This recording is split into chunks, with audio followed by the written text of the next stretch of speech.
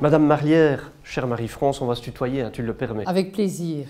Voilà, donc ça me fait un plaisir immense de te retrouver dans mon bureau. Je suis toujours en fonction, tu ne l'es plus, mais je souhaitais que tu sois présente pour le 100e anniversaire parce que, un, tu m'as recruté malgré tout, hein, c'est quand même important, et deux, nous avons commencé à travailler ensemble avec une série de chantiers extrêmement importants. Et lors de notre premier rendez-vous dit topo dossier, les bilans des dossiers, nous avons parlé de plusieurs chantiers, dont celui de la professionnalisation. Effectivement. Et c'était quand même un rendez-vous, je pense, qui nous a marqués tous les deux, parce que quand je t'ai annoncé ce processus de professionnalisation et des différents chantiers qu'il te revenait de mettre en place en tant que directeur, j'ai bien vu quand même que j'alourdissais un peu le poids sur tes épaules. Et tu n'avais pas la même tête qu'aujourd'hui, si je puis me permettre. Parce qu'effectivement, l'époque des services publics qui se professionnalisent de plus en plus pour répondre d'abord essentiellement à la demande du citoyen, avait une conséquence sur le fonctionnement de l'école d'administration, souviens-toi, dans le sens où l'école d'administration se devait d'être également performante pour répondre aux attentes des services publics. Et ces fameux chantiers, si tu t'en souviens, c'est le chantier du recrutement, parce qu'il n'était plus question de faire des recrutements sur base volontaire de qui voulait bien devenir chargé de cours, mais avant tout de trouver le chargé de cours le plus pertinent, le plus à la pointe pour les différentes formations. Un autre chantier qui était important, c'est celui de la diversification de l'offre de formation continue et de l'adaptation, finalement, le développement de formation sur mesure par rapport à des besoins, à des attentes dans les pouvoirs locaux. L'offre de formation, ce n'était pas une proposition seulement de l'école d'administration, mais tu te devais de mettre en place une offre de formation qui soit le plus précise possible en fonction des besoins des pouvoirs locaux.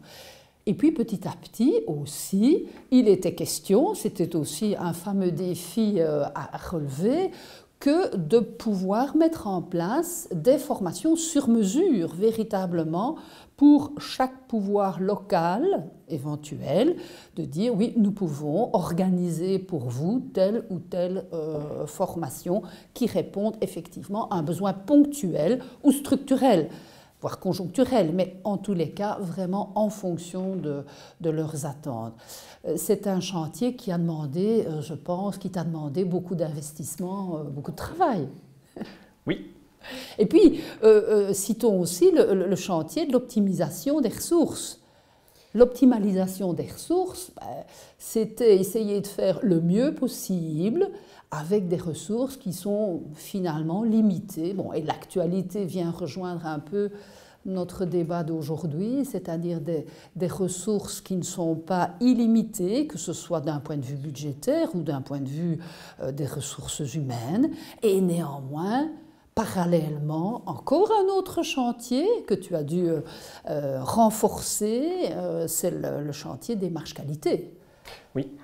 Et avec tous les processus qui doivent être mis en place pour évaluer cette qualité au début des procédures comme à la fin de celles-ci. Et puis, n'oublions pas le fameux chantier informatisation. Ça, c'était aussi... Si je peux me permettre une réflexion là-dessus, je me souviens puisqu'on était plusieurs collègues concernés, que voilà, on avait déjà toute la gestion quotidienne de nos écoles qui n'était pas nécessairement simple. Et puis, voilà notre inspectrice générale qui arrive avec ce projet, où ça a été un peu encore.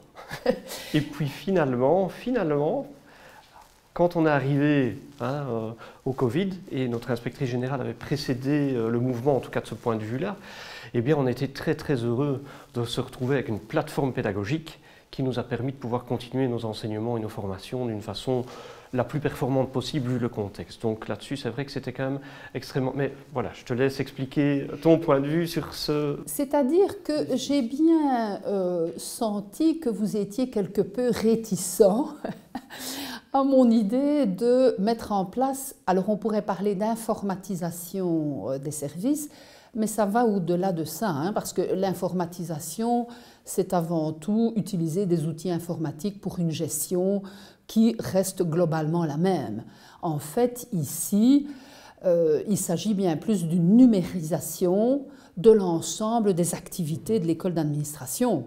Et je dirais que là, vous vous êtes trouvé dans un processus du complexe du homard, si on peut utiliser cette métaphore, à savoir des transformations profondes qui aboutissent finalement à une mutation de l'école, mais ces transformations doivent être profondes au niveau véritablement de la manière de travailler, parce qu'on parle de numérisation, mais également au niveau du fonctionnement administratif de l'école. Oui, oui. Hein, ça a été mis en place non seulement au travers les outils que la province de Namur a mis en place, des outils communs à l'ensemble de ses services, mais il faut aussi un logiciel spécifique à l'école, parce qu'une école, ce sont des inscriptions, ce sont des attestations, ce sont des ressources à distribuer aux étudiants, ce sont des reçus, etc. Donc il s'agit d'avoir un logiciel performant pour mettre en place toutes ces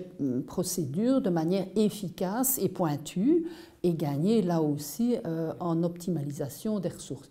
Et puis effectivement, il y avait la plateforme d'enseignement, parce que la numérisation, c'est aussi la numérisation de l'enseignement, donc de la formation, et donc trouver une plateforme d'enseignement, une plateforme numérique qui réponde à la fois aux attentes de l'école, aux attentes des étudiants, aux possibilités des chargés de cours, ce n'a pas été facile et ça a nécessité pas mal de réunions, je pense, mais in fine, Oui.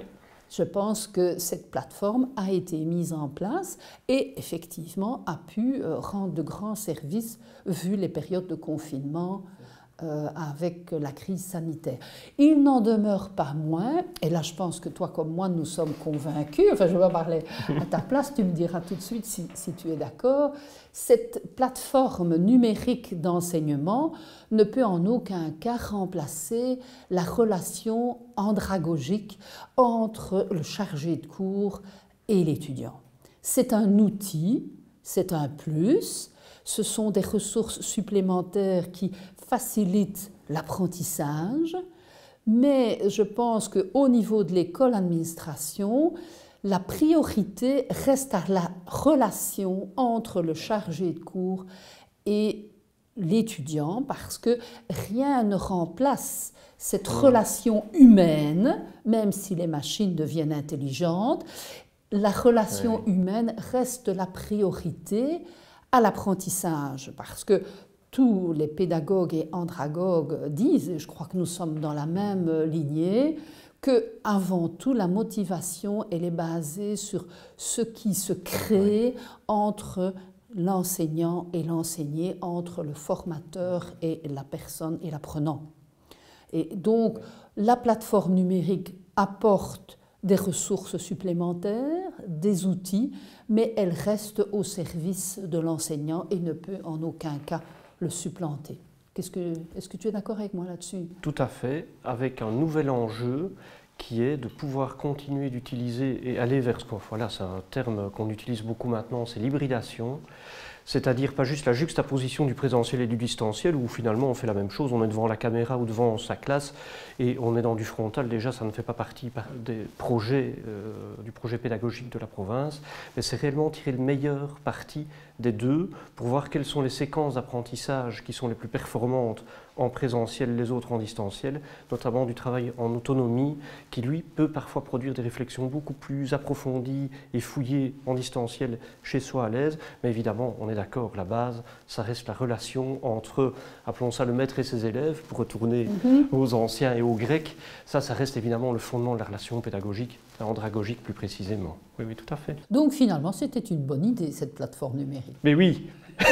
Ben oui. Et elle servira certainement par la suite à développer des outils complémentaires pour les étudiants, pour le développement des formations continues et pour effectivement l'enrichissement, que ce soit de l'école d'administration ou des services publics au niveau des pouvoirs locaux. C'est un des grands enjeux du futur, effectivement, oui.